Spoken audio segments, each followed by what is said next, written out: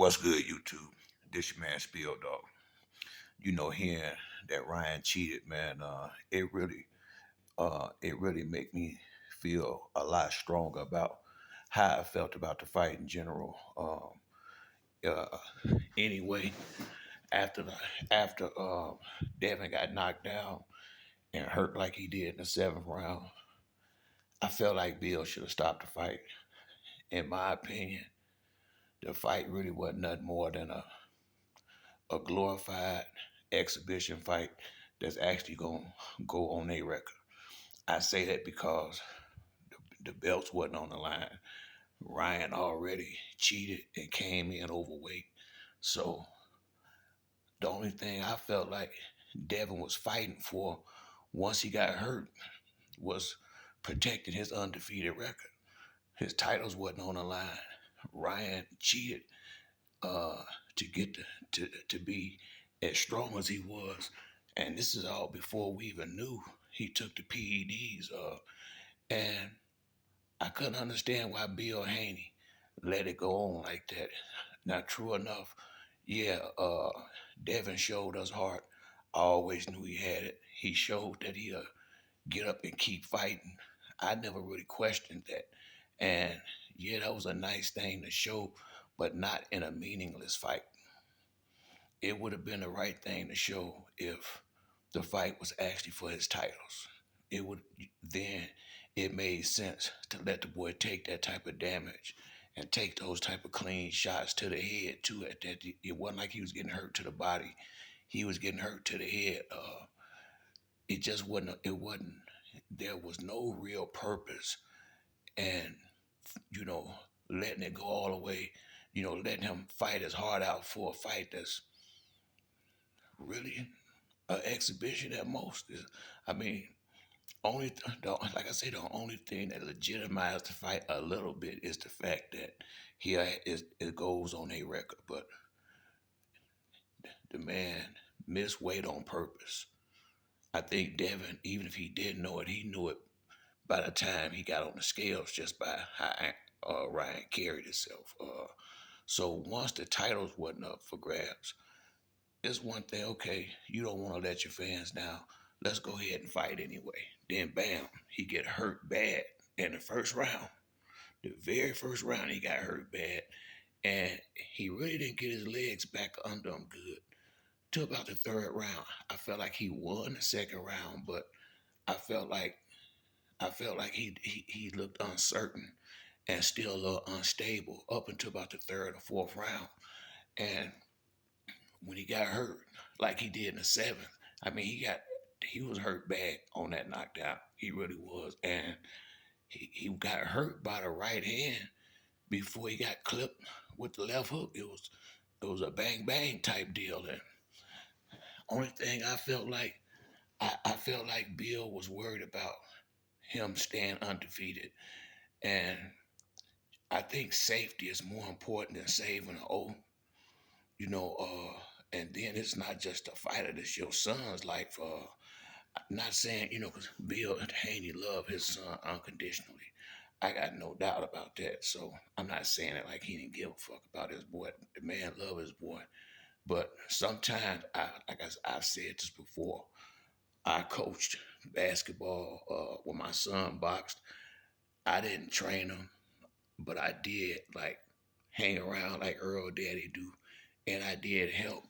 And I'm speaking from experience because I remember a fight that my son got beat up pretty good in, and it didn't have to be that way.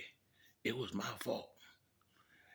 He was doing more of what I said do than the coach, stuff that me and him was working on the night before the fight. And, the stuff that I told him was the right thing to do, but he wasn't in the right shape to do it. And I had to own it. I told him right after the fight was over, because if any of y'all got sons, they don't like to cry in front of their daddy. And you know, I could tell he was crying when the fight was over, and he didn't want to come around me. He was on the other side of the ring because he didn't want me to see him crying. And when I went straight to him and I said, son, this is on me. The first thing I told him, this is all my fault. I had both of my boys with me, and I told my youngest son it was my fault as well. And I felt real bad about it because my son had not lost any fights up until that point. So now it wasn't nowhere close to on the level what Bill and Devin doing right now. But it's, the feeling still feel the same, especially when you a parent and decisions you made in a fight. And because my sons, they gonna do what they daddy say to the letter. Because he was doing like his daddy told him, got his ass whooped, and I felt like shit behind it because uh, I realized it by the end of the end of the second round. What about the middle end of the second round? I was watching him. He was gassing out, and I knew then he wasn't in shape to fight the way I wanted him to fight in that fight because the guy was tall and had a big reach advantage over him, and I fucked him up in that fight. You have to own your mistakes, especially when you're dealing with your children, especially in a combat sport like this. And the mistake I made was he had a good trainer, a couple of them, not playing my position, getting my son started winning. He was looking like one of the better guys in his age. Well, at one until he lost, he looked like the best one in there at his age group, and it was one of the trainer's son that served him up in the fight that he lost, but he represented himself. He's similar to Devin. Now he didn't get knocked down or nothing like that, but he represented himself well. But he took a lot of clean shots, and it just was. It could have been had he did what the trainer was telling him to do. It wouldn't have been like that. And his trainer went off on him saying, "Man, I don't know what the hell you doing today," and some shit I told him to do. And once again, it was the right thing what I told him, but you gotta be to fight. If you're gonna move and use the ring and use your legs, you have got to be in shape.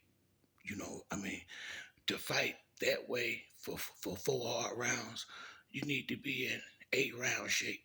Just try, if you know what I'm saying.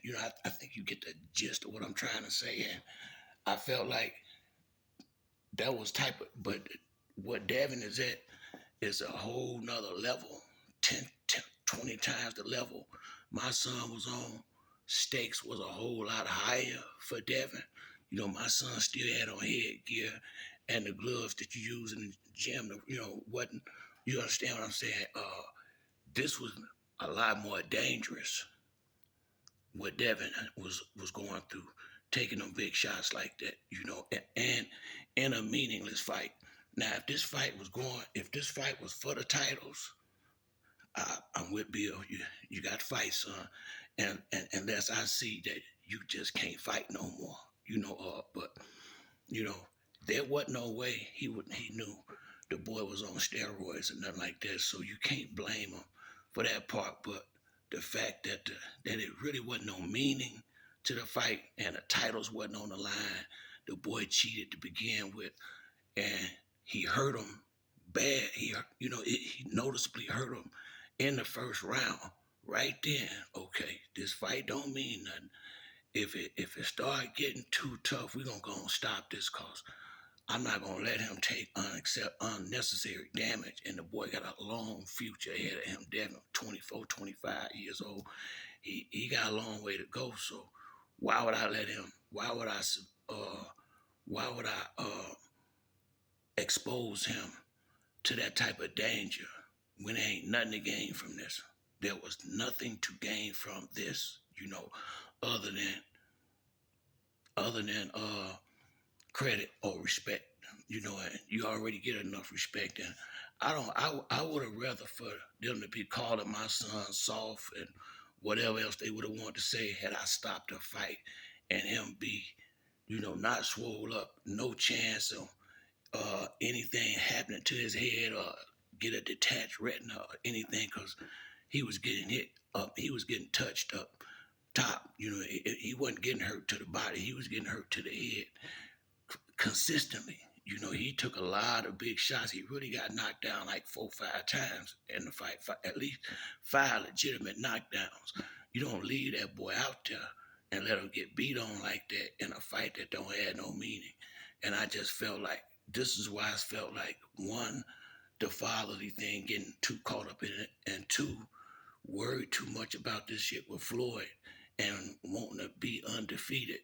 Is Hey man, I, there's nothing wrong with losing a couple of fights in a boxing career. Most people will. This, just as they see now, this is a hard sport. Once you start fighting the real fighters, they just keep on winning. I mean, really, it is. And then again, like even with Floyd being who he is and record being what he is, and Canelo, once these guys get to that real big level where they done made them pay-per-view blockbusters, and now they pick and choose who they get in the ring with. You can't get mad at them for taking fights that they think is more easier and that they know they can win, because just look at what happened to Devin. Look at how a lot of these dudes cheating. So if I've earned the right, now I ain't saying given, when you have earned the right, and Floyd Mayweather clearly earned the right to do the things that he did later on in his career, uh, that's what you fought yourself to get in position like that for. And I don't have a problem with it that much. Yeah, you got to have a good one here and there, but once you get to that once you make it, and you're on the back end of your career, you can't fault these guys for being cautious, and because they still fighting good fighters, but they limiting the damage to themselves, and giving themselves all the chances they can to win. Can you be mad? No, you really can't. You really can't, because to get to that point, you done been fighting your ass off, especially back in their day. You got to think, before Floyd was able to dictate who he did and didn't get in the ring with, but he had already fought title fights. Now, Diego Corrales, Jose Castillo, uh, Ricky Hatton, Arturo Gatti, Oscar De La Hoya. It was Oscar De La Hoya. It was one or two more big ones before Sean Bay Mitchell. It's a big name that I'm missing, because it might be, was it Miguel Cotto? It might have, but he had fought Miguel Cotto. It was one. It it was one more, but it was a lot. He had several big time pay-per-view fights with top level fighters before. I think it was his last 5 fights when he got to pick and choose who he fought.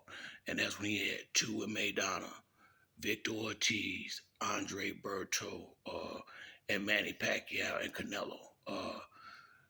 Maidana, that was a good fight, but that was an easy fight for Floyd.